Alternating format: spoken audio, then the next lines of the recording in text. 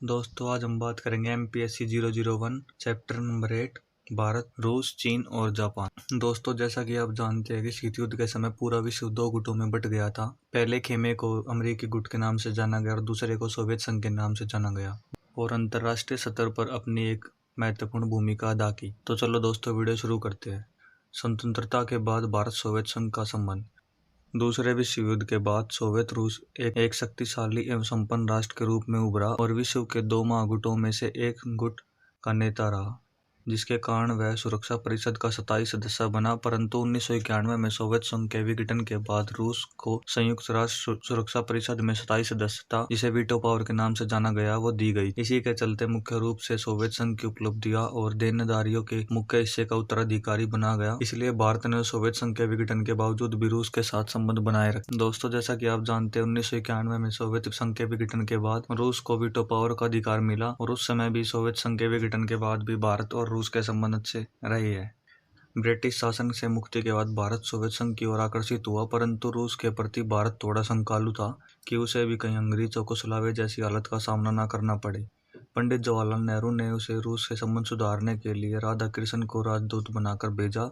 नेहरू जी पाकिस्तान और अमेरिका की दोस्ती से परेशान थे, क्योंकि पाकिस्तान के अमेरिकी सैनिक गठबंधनों के चलते शीत युद्ध भारत के दरवाजे तक आकर पहुंच गया था। भारत ने गुटनिरपेक्षता की नीति को अपनाया था, जिसके कारण वह सैनिक गठबंधन में नहीं बन सकता था। इधर कश्मीर की समस्या को लेकर सुरक्षा परिषद में अमेरिका भारत का अपमान कर रहा था। उसी दौरान सोवियत रूस ने भारत की लाज बचाई। परिणाम स्वरूप दोनों देश इस समस्या को लेकर एक दूसरे के निकट आ गए। भारत ने 1956 में ख्रुश्चेव और बुल्गेनिन को भारत आने का निमंत्रण दिया और दोनों नेताओं ने कश्मीर के मुद्दे पर कहा कि कश्मीर भारत का अभिन्न अंग है। परिणाम स्वरूप भारत की रूस के प्रति अपार श्रद्धात्मक प्रवृत्ति जगी। 1956 में जब सोवियत संघ ने हंगरी पर सैनिक हस्तक्षेप किया तो भारत ने सोवियत संघ का समर्थन किया। इससे सोवियत संघ में भी भारत के प्रति विशेष आकर्षण उत्पन्न हुआ। 1956 में सोवियत संघ ने हंगरी पर सैनिक हस्तक्षेप किया तो भारत ने सोवियत संघ का समर्थन किया। इससे सोवियत संघ में भी भारत के प्रति विशेष आकर्षण उत्पन्न हुआ। 1962 में जब चीन ने भारत के ऊपर आक्रमण किया तो सोवियत संघ की भारत के प्रति सहानुभूति भी थी। चीन के आक्रमण के समय सोवियत संघ ने उसे खुद युद्ध रोकने की धमकी दी थी, जिसके कारण युद्ध बंद हुआ था। भारत सोवियत गुट का तो नहीं था, परंतु एक अच्छे दोस्त के रूप में अवश्य था। इस तरह से नेहरू काल में भारत और रूस के बीच के संबंध अच्छे रहे। भारत चीन युद्ध के बाद सोवियत संघ ने भारत को सैनिक गठबंधन मजबूत करने के लिए परामर्श दिया। इसलिए भारत और सोवियत संघ के बीच सैनिक तकनीकी सहयोग संधि हुई और दोनों देशों की सेनाओं ने संयुक्त रूप से सैन्य अभ्यास करना शुरू किया। 1965 में जब शास्त्री जी के शासनकाल में भारत पाकिस्तान युद्ध हुआ तो उस समय सोवियत संघ भारत के साथ ऐसी स्थिति में आ गया था कि उसने ताशकंद में भारत और पाकिस्तान के बीच संधि करा दी और सोवियत संघ के परामर्श के अनुसार भारत ने पाकिस्तान को जीता हुआ भूभाग उसे वापस लौटा दिया। तब से भारत और सोवियत संघ के बीच विश्वास की अटूट परंपरा जारी रही। इस तरह दोनों देशों के बीच सहयोग प्रवृत्ति शुरू हुई और सोवियत संघ ने भारत को सैन्य शक्ति से संपन्न करना प्रारंभ किया, जिसके परिणाम स्वरूप 1971 में श्रीमती इंदिरा गांधी के शासनकाल में भारत रूस शांति मैत्री सुरक्षा संधि संपन्न हुई। 1971 में भारत पाकिस्तान युद्ध के समय सोवियत संघ की सहानुभूति भारत के साथ थी। भारत सोवियत संघ की मैत्री के परिणाम स्वरूप भारत ने सोवियत रूस के थल सेना के लगभग 60%, नौसेना के लिए 70% और वायुसेना के लिए 80% शस्त्र प्राप्त किए थे। दोनों देशों ने अनेक वाणिज्य और व्यापारी रूप से समझौते भी किए थे। दोस्तों अगला पॉइंट है भारत रूस के बीच पुनः मधुर संबंधों का युग। दोस्तों जैसा कि आप जानते हैं भारत रूस ने भले ही मार्शल योजना के अंतर्गत पश्चिमी देशों के साथ सहायता लेने की नीति बनाई थी और भारत के साथ उसने प्रतीक्षा करो की नीति अपनाई थी, परंतु अमेरिका द्वारा नाटो का विस्तार, बाल्कन की समस्या तथा अमेरिका की दादागिरी को देखकर सोवियत रूस को अपने विचारों में परिवर्तन करना पड़ा और पुनः उसने एशिया के साथ मधुर संबंध बनाने पर जोर दिया। 1966 में जब येवगेनी प्रेमिकोव सोवियत रूस के विदेश मंत्री बने तो उन्होंने भारत से मधुर संबंध बनाने का माहौल उत्पन्न किया और भारत के प्रति सोवियत रूस की नीति में परिवर्तन हुआ। परिणाम स्वरूप भारत के साथ सोवियत रूस के मधुर संबंधों का प्रारंभ दौर शुरू हुआ। जब अमेरिकी राष्ट्रपति बिल क्लिंटन ने भारत के परमाणु संबंधी विषयों पर दबाव बनाना शुरू किया तो रूस ने इसकी परवाह किए बिना परमाणु सामानों की आपूर्ति के संबंध में भारत से समझौता करके भारत को परमाणु रिएक्टर बनाने का सामान देना प्रारंभ किया। जिससे तमिलनाडु के कुंडनकलम स्थान पर 1000 मेगावाट क्षमता के हल्के जल के 2 परमाणु रिएक्टरों के निर्माण में सहयोग प्राप्त हो गया। 1998 में जब भारत ने परमाणु बम का विस्फोट किया तो रूस ने हल्के फुल्के ढंग से भारत की निंदा की। 1999 में कारगिल युद्ध के समय पाकिस्तान अपनी सेना की ज़्यादा टुकड़ियां वहां भेजने की सोच रहा था तो सोवियत रूस ने पाकिस्तान की सेना का नियंत्रण रेखा से पीछे ले जाने को कहा। भारत में सीमा पार से हो रहे आतंकवादी गतिविधियों पर रूस ने भारत का समर्थन करते हुए पाकिस्तान को आतंकवादी घटनाओं पर पूरा नियंत्रण लगाने पर परामर्श दिया। सोवियत संघ के विघटन के बाद भारत को काफ़ी सैनिक कठिनाइयां झेलनी पड़ी। 1990 के दशक में सोवियत संघ के विघटन के बाद भारत की चिंताएं सोवियत संघ के प्राप्त सैनिक साजो सामान को लेकर थी, क्योंकि सोवियत संघ से प्राप्त अस्त्र शस्त्रों से अतिरिक्त पुर्जे आदि के निर्माण की व्यवस्था देश में ही नहीं थी। दूसरी ओर रूस द्वारा सैनिक हथियारों की आपूर्ति से इनकार करने में भारत रक्षा बजट में कमी के कारण शीत युद्ध के दौरान पनपे भारत सोवियत मैत्री में शिथिलता भी आ गई थी। लेकिन 1990 के दशक के मध्य में भारतीय उद्योगों की प्रगति तथा रूसी सैनिक उद्योगों की वित्तीय जरूरतों ने एक बार फिर भारत रूस के बीच सहयोग की भावना जगाई। दोस्तों, अगला पॉइंट है भारत चीन संबंध के आयाम। दोस्तों, भारत और चीन का बहुत पुराना ही संबंध रहा है, क्योंकि मानव विकास के क्रम में भारत और चीन ने सभ्यताओं ने सदियों से एक दूसरे को प्रभावित किया है। बौद्ध धर्म के प्रचार से भारत चीन की तीर्थ स्थान बन गया था। प्रारंभ से ही हायान, हेमसेंग, शुगयुन आदि चीनी यात्रियों ने भारत की यात्रा करनी प्रारंभ कर दी थी और भारत के सैकड़ों बौद्ध भिक्षुकों जैसे बोधिधम्म, जैन भिद्र, कुमारजीव आदि ने चीन में बौद्ध धर्म के प्रचार में महत्वपूर्ण भूमिका अदा की। इसलिए ईसा के जन्म से पूर्व से ही भारत चीन की सांस्कृतिक, व्यापारिक और धार्मिक संबंध चलता आ रहा है। जब चीन स्वतंत्रता के संग्राम लड़ रहा था तो भारत स्वतंत्र हो गया था, तो भारत के प्रधानमंत्री नेहरू ने साम्यवादी नेताओं द्वारा चलाई जाने वाली क्रांति का समर्थन किया था। जब चीन में क्रांति सफल हो गई थी तो भारत ने ललचाई दृष्टि से चीन के साथ मैत्रीपूर्ण संबंध बनाने चाहे। चीन से दोस्ती भी हुई और चीनी आक्रमण के कारण लंबे समय तक दोनों देशों के बीच संबंध विच्छेद भी रहा। परंतु 90 के दशक में चीन ने भारत के साथ मधुर संबंध बनाने के लिए तत्परता दिखाई। 2003 में दोनों देश सीमा विवाद की समस्या को शांतिपूर्ण माहौल में सुलझाने पर सहमत हो गए। दोस्तों, नेक्स्ट पॉइंट है भारत चीन मैत्री का श्री गणेश।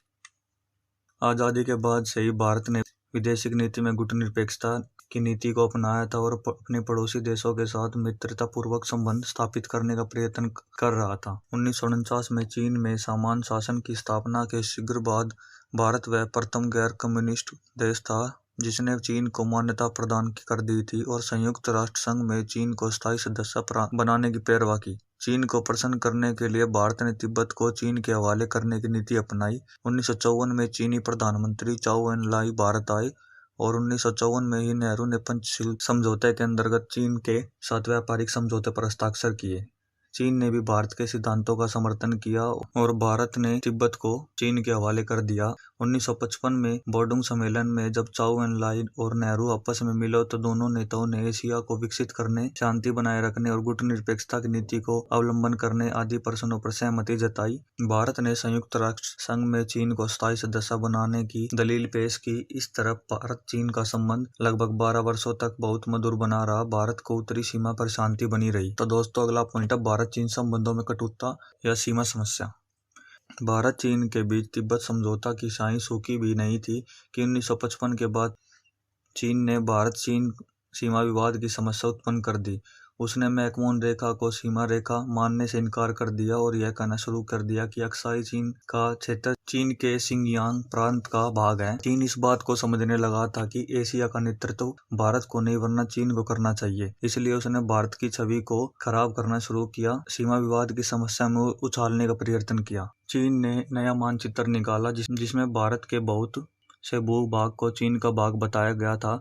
चीन ने पाकिस्तान का समर्थन करते हुए कश्मीर को विवादित क्षेत्र माना और भारतीय सैनिकों चौकियों पर गोलीबारी करता रहा और भारत के साथ दोस्ती का ढोंग भी दिखाता रहा।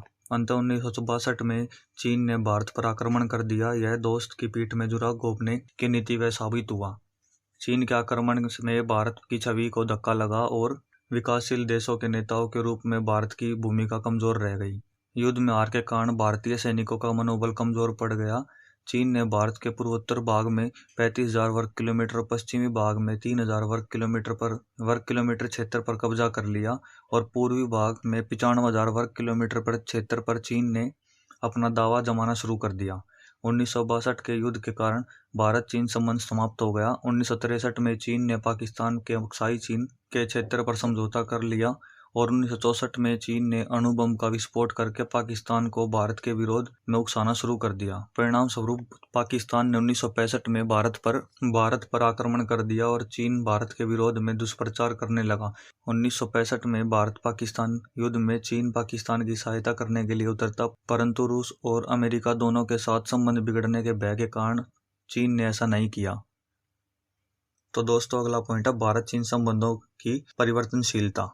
शास्त्री जी की मृत्यु के बाद श्रीमती इंदिरा गांधी भारत की प्रधानमंत्री बनी। उन्होंने सोवियत रूस में 1971 में शांति मैत्री संधि की और 1971 में ही भारत ने पाकिस्तान को हराकर एशिया में अपनी एक छवि अर्जित की तथा बांग्लादेश का जन्म हुआ। 1974 में भारत ने परमाणु विस्फोट किया, जिसके कारण वह पूरे विश्व में परमाणु शक्ति संपन्न देशों की श्रेणी में आ गया था। 1978 में रूसी सेना अफगानिस्तान पहुंची। पाकिस्तान के 1971 में भारत से हारने पर उसकी छवि धूमिल हो गई थी। चीन चारों तरफ से विरोधियों से घिरा हुआ था, इसलिए उसे बेचैनी होने लगी। संयोग से 1984 में श्रीमती इंदिरा गांधी की हत्या हो गई और राजीव गांधी भारत के प्रधानमंत्री बने। चीन कोई रास्ता न देखकर भारत से दोस्ती का हाथ बढ़ाने लगा। राजीव गांधी के कार्यकाल में चीन के विदेश मंत्री भारत की यात्रा पर आए और सीमा विवाद को छोड़कर व्यापारिक संबंधों की स्थापना पर बल दिया जाने लगा। 1991 की मई में राजीव गांधी की भी हत्या हो गई। इसके बाद नरसिम्हा राव भारत के प्रधानमंत्री बने। इनके शासनकाल में चीन ने भारत से मैत्री की व्यापक पहल की। भारत में भी यह जनमत जगा कि सीमा विवाद को धीरे धीरे संबंध स्थापित करके उछाला जाए। चीन के विदेश मंत्री ने पुनः भारत की यात्रा की। परिणाम स्वरूप चीन और भारत के बीच व्यापारिक समझौता हो गया और चीन के प्रतिनिधियों ने आपसी विचार विमर्श के आधार पर सीमा समस्या का समाधान की पेशकश की। कई दौर की वार्ताएं हुई। मानवाधिकार के मामले पर चीन ने भारत का साथ दिया। भारत के विरोधी राष्ट्र पाकिस्तान को चीन ने तेल देना बंद कर दिया। इस तरह भारत और चीन के बीच नई दोस्ती प्रारंभ हुई। 1998 में भारत ने अणु बम का कोई विस्फोट किया। चीन ने भारत को धीमे स्वर में आलोचना की। भारत में पाकिस्तान द्वारा फैलाई जाने वाली आतंकवाद की समस्या के विरोध में चीन ने आवाज उठाई। कश्मीर समस्या पर चीन भारत का पक्ष ले रहा है। भारत के साथ अमेरिका का मधुर संबंध होना चीन को भी भारत के प्रति आकर्षित कर रहा है। इस तरह भारत और चीन के बीच मधुर संबंध स्थापित हो गए थे। दोस्तों, अगला पॉइंट है चीन के साथ संबंध सुधार में तीव्रता। श्रीमती इंदिरा गांधी की मृत्यु के बाद भारत और चीन ने मिलकर संबंध सुधारने की पहल प्रारंभ की, परंतु 1987 में सुम-दोरांग-चू घाटी में चीन हस्तक्षेप में फिर तनाव बढ़ा। चीन ने इस तनाव को कम किया और भारत के प्रधानमंत्री राजीव गांधी को आमंत्रित किया। राजीव गांधी चीन की यात्रा पर गए। चीन और भारत के बीच सांस्कृतिक, शैक्षणिक और वैज्ञानिक रूप से व्यापारिक क्षेत्रों में सहयोग संधि हुई। 1989 के अक्टूबर मास में चीन के उप प्रधानमंत्री वे जेक्युआन तथा दिसंबर 1991 में चीन के प्रधानमंत्री ली फंग भारत की यात्रा पर आए और दोनों देशों में आपसी सहयोग और तथा मित्रता पूर्वक संबंधों के आधार पर सभी समस्याओं का समाधान पर वादा किया गया। इस तरह चीन के साथ भारत का संबंध सुधरना प्रारंभ हुआ। नरसिम्हा राव के शासनकाल में दोनों देशों के बीच 1995 में नियंत्रण रेखा पर शांति बनाए रखने संबंधी समझौता हुआ। 1996 में चीन के राष्ट्रपति जियांग जेमिन भारत आए और दोनों देशों ने एक दूसरे को विश्वास दिलवाने का परिवर्तन किया और 4 समझौते भी हुए। 1998 में भारत ने परमाणु परीक्षण किया, जो चीन को बुरा लगा। तत्कालीन रक्षा मंत्री जॉर्ज फर्नांडीज ने चीन को भारत के लिए खतरा बताया, जिसमें चीन नाराज हो गया। चीन की परमाणु शक्ति का जिक्र करते हुए तत्कालीन प्रधानमंत्री श्री वाजपेयी ने भारत के परमाणु शक्ति संपन्न होने की आवश्यकता पर बल देने के लिए अमेरिकी राष्ट्रपति को पत्र लिखा। पत्र के तथ्यों को गोपनीयता समाप्त होने के कारण चीन को तकलीफ हुई। भारत ने चीन की तकलीफ दूर करने के लिए प्रयत्न किया। जुलाई 2000 में जब भारत विदेश मंत्री जसवंत सिंह ने चीन की यात्रा की, तो उन्होंने चीन की चिंता दूर करने के लिए कहा कि चीन को भारत से कोई खतरा नहीं होगा और भारत को भी चीन से कोई खतरा नहीं है। इससे अविश्वास का बादल छट गया। जनवरी 2002 में चीनी प्रधानमंत्री जू रोंगजी भारत की यात्रा पर आए। दोनों देशों के प्रधानमंत्रियों के बीच पारस्परिक खतरों की आशंका को समाप्त कर दिए जाने पर सहमति बनी। और चीन ने भारत के साथ आतंकवाद की समाप्ति के लिए परामर्श तंत्र की स्थापना की। 2003 में भारत के प्रधानमंत्री वाजपेयी और रक्षा मंत्री जॉर्ज फर्नांडीज चीन की यात्रा पर गए। दोनों नेताओं का भरपूर स्वागत हुआ और इस यात्रा के क्रम में सीमा विवाद को निदान पर प्रश्न पर गहराई से विचार विमर्श हुआ तथा सहमति बनी। दोस्तों अगला पॉइंट है भारत और जापान। दोस्तों जैसा कि आप जानते हैं भारत जापान का संबंध बहुत पुराना है। अशोक ने जापान में बौद्ध धर्म का प्रचार प्रसार किया था। तब से ही जापान बौद्ध धर्म का अवलंबन कर रहा है। जापान छोटा सा देश होने पर आर्थिक, राजनीतिक, औद्योगिक और सामरिक दृष्टिकोण से संपन्न रहा है। इसने 1904 और 1905 में रूस पर विजय प्राप्त की, जिससे भारतीय स्वतंत्रता संग्राम के आंतरिक बल मिला। 1932 में इसने चीन को हराकर मंचूरिया पर कब्जा किया। उस समय कांग्रेस इसकी आलोचक थी। जापान ने प्रारंभ से ही भारत पर स्थापित ब्रिटिश साम्राज्यवाद का विरोध करके भारतीय स्वतंत्रता के प्रति सहानुभूति दिखाई। सुभाष चंद्र बोस को जापान से व्यापक मदद मिली। बंगाल के लोगों को जापान से भी गहरा संबंध रहा है। दूसरे विश्व युद्ध के समय जब अमेरिका ने जापान पर अणुबम का प्रयोग किया तो भारत ने सहानुभूति उसी समय जापान के प्रति थी। तो दोस्तों अगला पॉइंट है दूसरा विश्व युद्ध के बाद भारत जापान के बीच संबंध। नेहरू ने जापान के प्रति व्यापक सहानुभूति दिखाई तथा भारत ने जापान के पुनर्निर्माण के कच्चा लोहा भेजा। प्रधानमंत्री नेहरू ने सन फ्रांसिस्को सम्मेलन में नहीं गए तथा जापान के प्रत्यावर्तित खर्च का दावा भी त्याग दिया। 1952 में भारत ने जापान से संधि करके इन सभी दावों को माफ कर दिया। 1955 में दोनों देशों के बीच नागरिक विमान सेवा प्रारंभ करने का समझौता हुआ। 1956 में सांस्कृतिक समझौते हुए तथा 1959 में व्यापारिक समझौता हुआ। 1960 में दोहरा कारधन से बचाव संबंधी समझौता हुआ। 1966 में व्यापार के विकास के लिए भारत जापान व्यापार समिति का गठन हुआ। दोस्तों अगला पॉइंट है शीत युद्ध के क्रम में भारत जापान के बीच संबंध। 1949 में साम्यवादी चीन के उदय, 1950 में कोरिया की शुरुआत तथा हिंद चीन क्षेत्र में साम्यवादी तथा शीत युद्ध भारत के दरवाजे तक पहुंच गया था। जापान के निर्माण में अमेरिका का व्यापक योगदान था, जिससे जापान अमेरिका की ओर झुका और 1954 में अमेरिका से संधि करके अमेरिका गुट में शामिल हो गया। इसलिए भारत जापान से थोड़ा अलग हट गया। कोरिया और वियतनाम के युद्ध में जापान ने अमेरिका का समर्थन किया। भारत गुटनिरपेक्षता की नीति पर चल रहा था। जापान ने इस नीति को कभी आलोचना नहीं की, वह इस नीति का प्रशंसक था। वह एशिया में चीन की अपेक्षा भारत को ही अधिक महत्व देता था, परंतु 1962 में चीन से भारत की हार के कारण जापान की दृष्टि में भारत का महत्व कम हो गया था। वह पूर्ण रूप से अमेरिका की ओर झुक गया और उसने 1965 में भारत पाकिस्तान युद्ध के समय भारत को ऋण और सहायता देने से मना कर दिया। परंतु 1970 के दशक में भारत रूस समझौता हुआ। 1971 में बांग्लादेश की मुक्ति तथा 1974 में अणुबम का विस्फोट के कारण जापान और भारत की ओर झुकना पड़ा। उसने बांग्लादेश की मुक्ति तथा अणुबम के विस्फोट का समर्थन किया। जापान का रूस से सीमा संबंधी विवाद था, इसलिए रूस द्वारा समुद्री मार्ग के उपयोग से जापान को भय हो गया था।